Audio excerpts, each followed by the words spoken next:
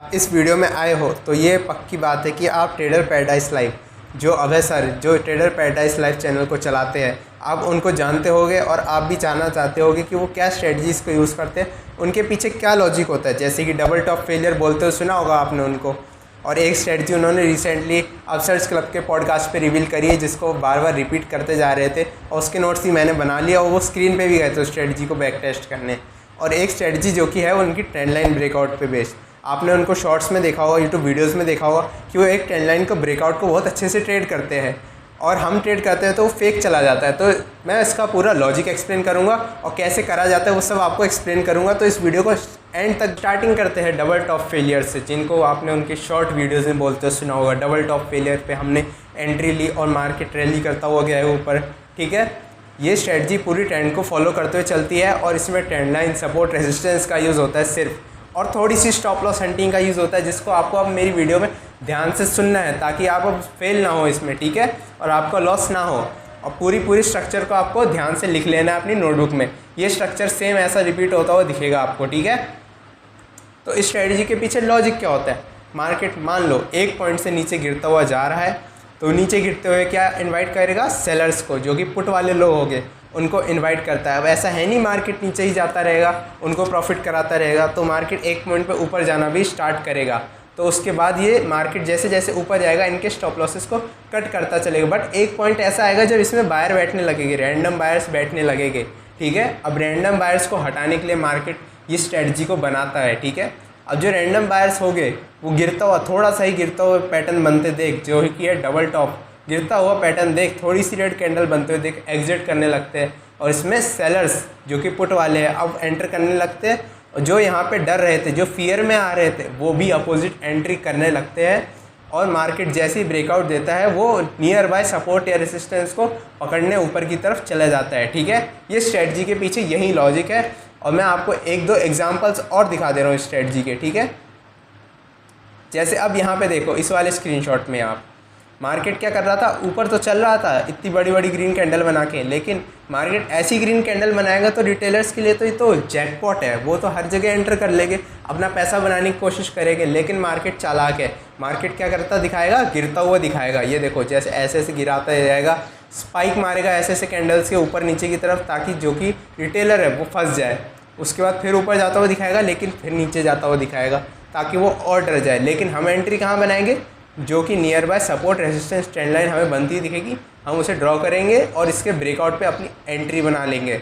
और हम इसे बुकिंग भी ऐसे टाइम पे करेंगे जहाँ पे पास में हमें कोई सपोर्ट रेजिस्टेंस, या जैसे 22,500 का लेवल जैसे आप स्क्रीनशॉट में देख रहे हो, इस पर बुक कर सकते हैं। और इस स्पाइक में बहुत अच्छा प्रॉफिट मिलता है, क्योंकि यहाँ सारे रिटेलर जो है उनके स्टॉप लॉसेस तुरंत एक शॉट में हंट हो जाते हैं, तो बहुत ही तगड़ा प्रीमियम में स्पाइक आता है, ठीक है। ये चीज़ आप समझ गए होगे।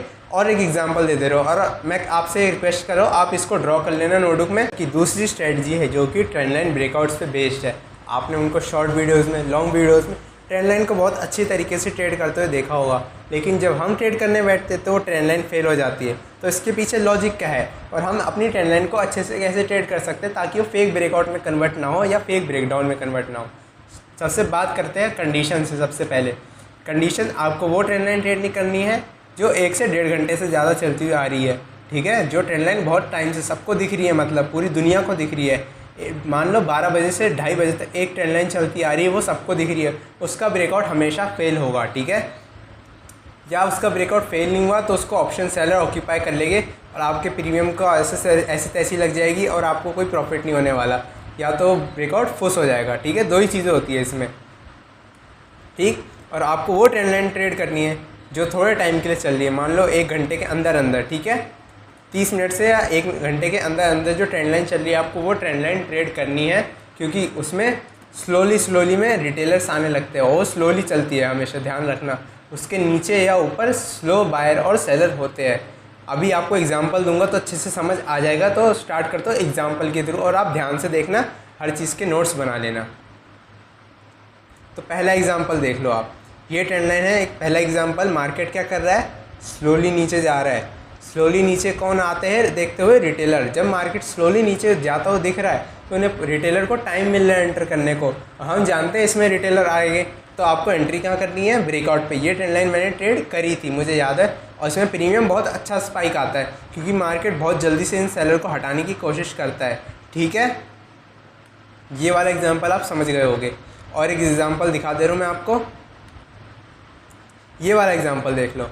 मार्केट नीचे चल रहा है धीरे धीरे, तो इसमें कौन आ रहे हैं? रिटेलर, सेल करने वाले, पुट वाले रिटेलर आ रहे हैं। जैसे इसका ब्रेकआउट होगा वहाँ पे हम अपनी एंट्री बनाएंगे। अपना एग्जिट पॉइंट कहाँ होना चाहिए ये भी हमें पता होना चाहिए, जो कि होते हैं रीसेंट, नियर बाय, सपोर्ट और रेसिस्टेंस, जिन पे आपको नज़र बना के रखनी है। फॉर एग्ज़ाम्पल एक ये वाला रेसिस्टेंस था जिस पे आप अपना प्रॉफिट बुक कर सकते थे, दूसरा ये वाला था। तो ठीक है, प्रॉफिट बुकिंग भी आपको आनी चाहिए। आपके अनरियल एक्सपेक्टेशन नहीं होनी चाहिए कि आप 200-300 पॉइंट को होल्ड करने की सोच रहे हो ट्रेड, ऐसा नहीं होता है रियल में। एक एग्जांपल आप ये वाला देख लो। मार्केट इसमें क्या कर रहा है? स्लोली फॉल करता हुआ चल रहा है, ठीक है, और एक ट्रेंड लाइन बनाता हुआ दिख रही है हमको यहाँ पे। मार्केट इस ट्रेंड लाइन को जैसे ही ब्रेक करता है तो हमको एक अच्छी खासी रैली देखने को मिलती है अपसाइड।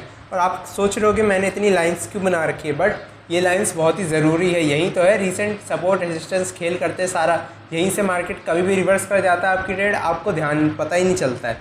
तो मैं यहाँ पे अपनी एंट्री बनाता हूँ इस ब्रेकआउट पे ट्रेंड लाइन के, और मैं इसे बुक कहाँ कर लेता हूँ? ऑलमोस्ट इस पॉइंट पे, क्योंकि मुझे अच्छा प्रॉफिट दिख जाता है। और ये सारी चीज़ें ऑब्जर्वेशन से आती है। आपको खुद को ऑब्जर्व करना होगा, आपको मार्केट को भी ऑब्जर्व करना होगा, तभी आप सीख पाओगे, नहीं तो आप फेल हो जाओगे। तो तीसरी स्ट्रेटजी जिस पे अवैसे ट्रेड करते हैं वो है स्विंग ट्रेडिंग स्ट्रेटजी, जो कि उन्होंने रिसेंटली अपसर्च क्लब के पॉडकास्ट में 2-3 बार रिपीट करी थी, जिसको मैं ध्यान से सुन रहा था और मैंने नोट भी कर लिया था, और जो कि कंसोलिडेशन पे बेस्ड थी। तो मैं इस बार उसको रिवील करने वाला हूँ, आप ध्यान से देखना और सारी चीज़ें नोट कर लेना।